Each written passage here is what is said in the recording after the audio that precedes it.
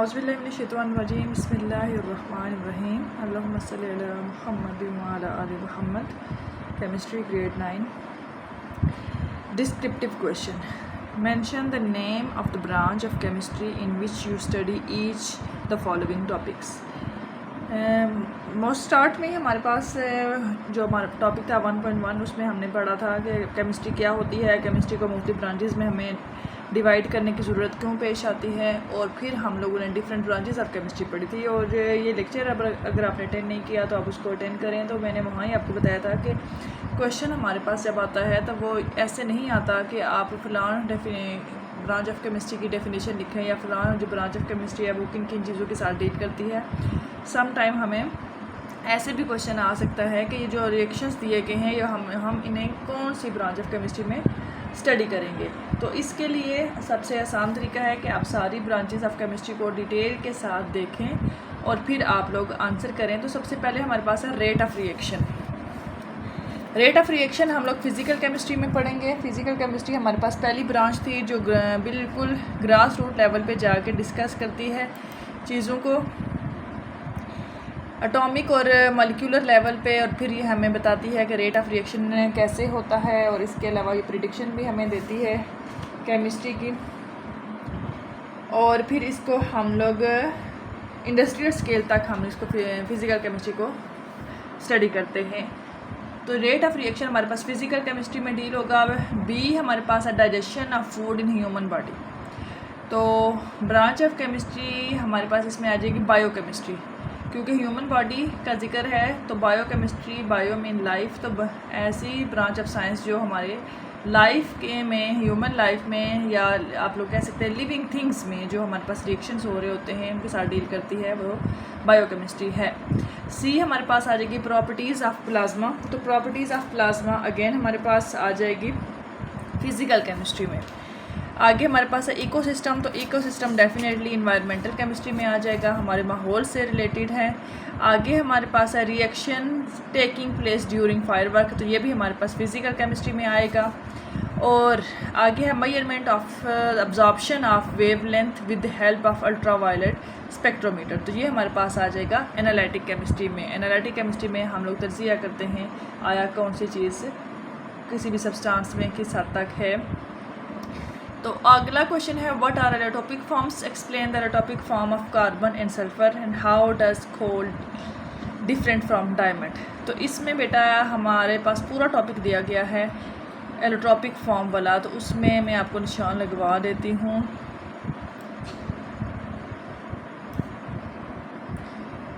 एलोटॉपिक form हमारे पास आ जाएगी, ये हमारे पास है एलोटॉपिक फॉर्म ऑफ अ सब्सटेंस। तो ये इसमें इसकी डेफिनेशन भी आ जाएगी, और इसमें इन्होंने एग्जांपल भी कार्बन की और सल्फ़र की ही दी हुई हैं। आप लोगों को मज़ीद आगे पीछे से डेटा लेने की ज़रूरत नहीं है। ये हमारे पास ग्रेफिन है, डायमंड है, buckminsterfullerene graphite, rhombic surface and sulphur and monoclinic sulphur. तो इन्हीं की एग्जांपल इन्होंने दी हैं, तो यही आप लोगों ने यहाँ डिस्कस करनी है। अच्छा जी, अगला क्वेश्चन की तरफ आते हैं। हमारे पास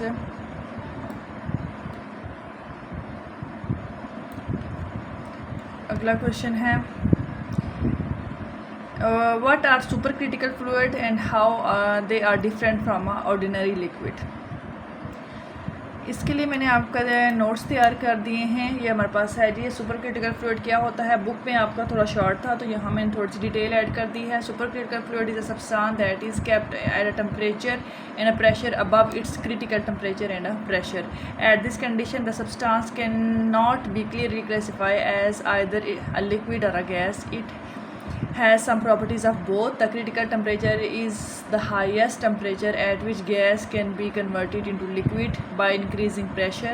Above this temperature, increasing pressure cannot reduce an ordinary liquid. ये हम लोग पीछे शॉर्ट क्वेश्चन में भी पढ़ चुके हैं और लेक्चर में भी हमने यही सारी चीज़ें सीखी थी कि ये सुपर क्रिटिकल जो फ्लूइड होता है वो गैस और लिक्विड दोनों की प्रॉपर्टीज़ उसमें होती हैं। यहाँ देखें इन्होंने 4 प्रॉपर्टीज़ भी आपको दे दी हैं। They have no distinct boundaries between liquid और gas. They can flow and diffuse like a gases. Flow liquid की प्रॉपर्टी होती है, डिफ्यूज़ गैस की प्रॉपर्टी होती है, और सुपर क्रिटिकल फ्लूइड में दोनों प्रॉपर्टीज़ होती हैं। They can dissolve substance like a liquid and their density can be change considering by changing pressure. यानी कि सुपर क्रिटिकल फ्लूइड हमारे पास ऐसा सब्सटेंस है, ऐसी स्टेट ऑफ मैटर है जिसमें कोई बाउंड्रीज नहीं होती लिक्विड और गैस की, और दोनों की प्रॉपर्टीज़ उसमें पाई जाती हैं। अच्छा जी, आगे है what define solubility of a solute and how does the solubility of solute change with increase in temperature. Last topic हमारे पास इस चैप्टर का है, बहुत डिटेल के साथ हमने पढ़ा था, और बेटा बार बार मैं यही कहती हूँ कि आप लोग इस ग्राफ की प्रैक्टिस करें। डिफरेंट सब्सटेंसेस आपको दिए गए हैं, जब आप खुद प्रैक्टिस करेंगे तो ये चीज़ें आपको भूलती नहीं हैं। तो ये सारा इसमें हमने पढ़ा था, बहुत ही हमारे पास इम्पोर्टेंट क्वेश्चन है, क्योंकि 3-4 क्वेश्चन इसमें से आए हुए हैं। जब ये लेक्चर मैंने आपको दिया था तो उस वक्त भी मैंने कहा था कि आप एक टेबल बनाएं और उसमें लिख लें कि कौन से हमारे पास सब्सटेंसेस हैं जिनके पे टेम्परेचर, जिनकी सॉल्युबिलिटी पे टेम्परेचर अफेक्ट करता है और जिन पे नहीं करता। ये सारा आप लोगों को दिया हुआ है, यहाँ से आप लोग कर सकते हैं। ये लास्ट टॉपिक जो है। अच्छा जी, अब अगला क्वेश्चन है हमारे पास,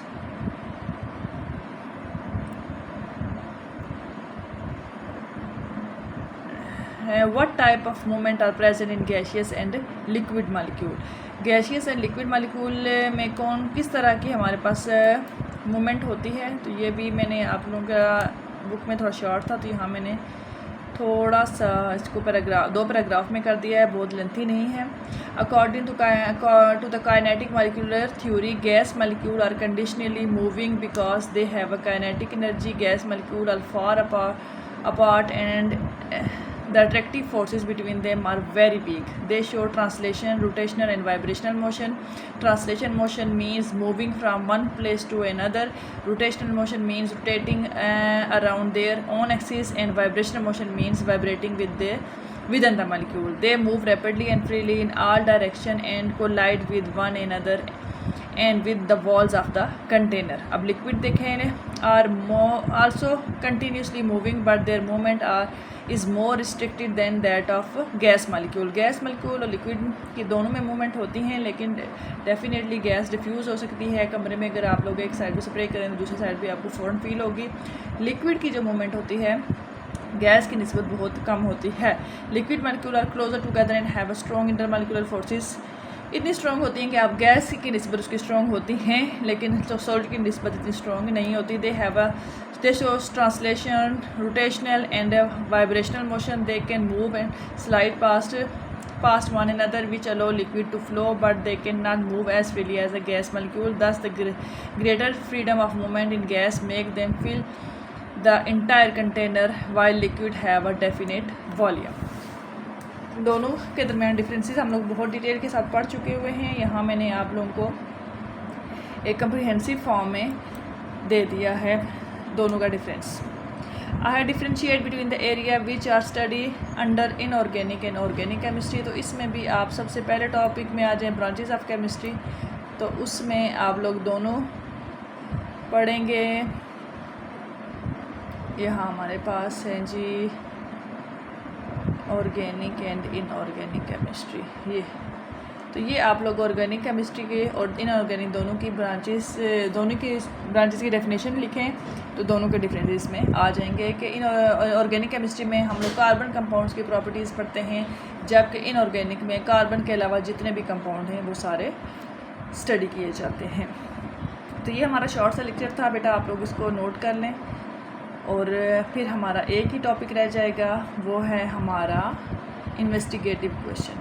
तो इंशाल्लाह I try my level best कि मैं जल्द अज जल्द उसको भी अपलोड कर दूँ, ताकि आप लोगों के लिए आसानी हो। फिर हम आते हैं अपने चैप्टर नंबर 2 की तरफ। Wish you all the very best ji.